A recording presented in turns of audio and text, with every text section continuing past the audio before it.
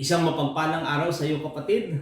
Definitely, I will not be endorsing any candidate for any political post for that matter. Pagkat naniniwala ako na ito ay ating karapatan at alam kong meron tayong iba't ibang mga pamantayan sang-ayon sa ating konsensya kung sino ang gusto nating iluklok both in the local and national levels. But this is a reflection based on John chapter 10 verse 22 to 30, and this would remind us, of course, of a very significant point before we shade our candidates in the upcoming elections this coming May 9, 2022.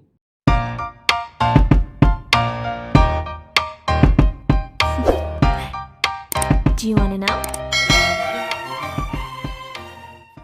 12 of the 24 seats in the Senate will be identified or determined in the upcoming elections that will take place on May 9, 2022. Isang historic event na mangyayari sa kasaysayan sa kung sino ang mga mailuluklok sa iba't ibang mga posisyon ng ating gobyerno. In addition, members of the House of Representatives and local candidates bet for political posts in their respective geographical territory, isn't it? Most importantly, we'll be casting our votes for the top 2 highest executive posts in our country. Right? Kung sino nga ba ang pipiliin nating maging presidente, vice-presidente, mga senador, mga congressman, at iba't ibang mga kandidato sang-ayon sa ating konsensya kung sino nga ba ang ating ibuboto. While the campaign period is about to end, probably we have already listed rosters of candidates who will shape the country's and local municipalities' future. So ironically, our democracy exercising our right to vote would either advance the severity of the plight of the poor, destroy the interest of the elite few, or radically maintain the status quo that promotes for the maintenance of the existing social order and political landscape. Kaya napakahalaga ng ating boto. Hindi lamang ito isang karapatan, kundi ito yung ating kapangyarihan na magluklok kung sino nga ba ang magiging leader natin sa susunod na 3 hanggang ika-6 na taon. Individual voters, non-government organizations, including religious leaders and even religious sectors, have already endorsed candidates who are in arduous quest for public office or public position. Aside from trust and confidence, candidates' integrity and track records are essential requirements for endorsement, isn't it? Tinitingnan naman natin yan. Ano nga ba ang kanilang nagawa? Ano ba yung leadership na ipinapakita o ipinakita nila? Ano ba yung mga batas na naisa katuparan o naisa batas dahil sa kanilang inisyatibo? Their services rendered to alleviate the plight of the poor and marginalized, including their identity and associations, matter.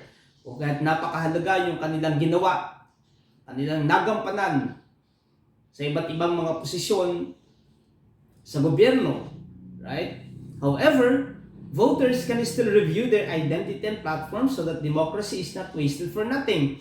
That is very essential. That is very indispensable. Tingnan natin yung ating mga iboboto, tingnan natin yung ating mga i-elect this upcoming election on May 9, 2022. We cannot deny the fact that identity and track records today become a peripheral requirements for election. Right? It's so unfortunate. Cognizant of the unchecked vote buying and vote selling, which has been validated by numerous reports and cases filed against offenders, this illegal electoral practice become usual during elections. Parang nagiging conventional na siya na hindi dapat, nagiging usual na siya na hindi naman dapat. While these practices are criminal offenses, it becomes conventional because of the fact that few offenders are sent into prison. Still, a lot of them are seated in their posts, right? Thus, what is constitutionally illegal becomes legal. Yun naman ang hindi magandang karanasan. Yun naman ang hindi magandang senaryo. Yung illegal na gawain ay tila bagong nagiging legal sapagkat kakaunti lang naman at hindi naman lahat ay napaparusahan dahil sa hindi magandang gawain o illegal na gawain.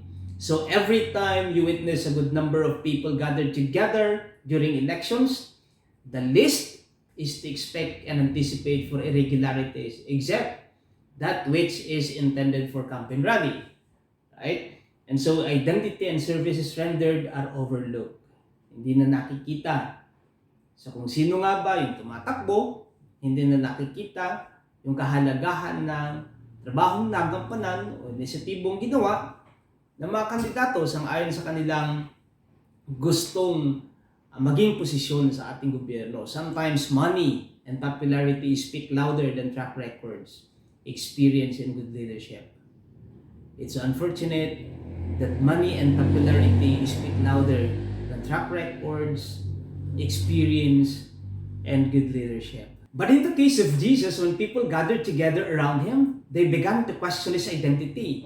Tanong nila, tell us the plain truth. Are you the Messiah?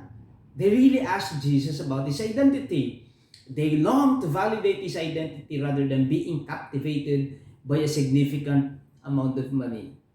Hindi mahalaga sa kanila kung ano ang pwede niyang ibigay in return sa kanyang o in return sa pagtangkilik ng mga tao sa kanya. Right? They long to substantiate if their premonition or assumption about him is true or not, fabricated or fake news or authentic. They really desire to validate his identity. But Jesus' response is a good reminder for all of us before we shade every individual candidate on the day of election. Anong sabi ng ating Panginoong Jesus? My deeds speak on my behalf. Jesus' identity, integrity, and ministry matters. And so Jesus added, I give them eternal life, and they shall never die. No one could snatch them away from me.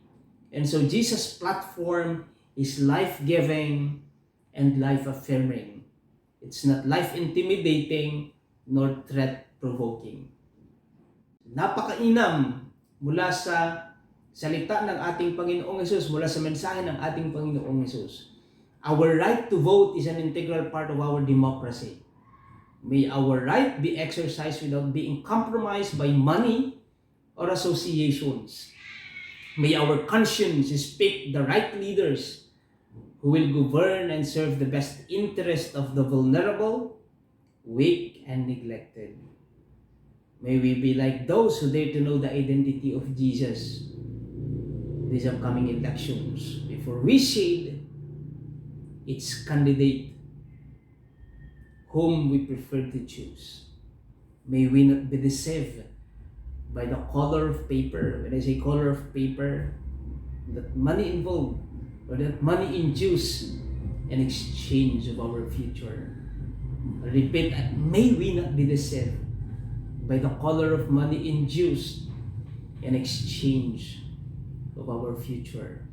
Muli, isang mapagpalang araw sa iyo, kapatid, at pagpalain kanawan ng ating Panginoon.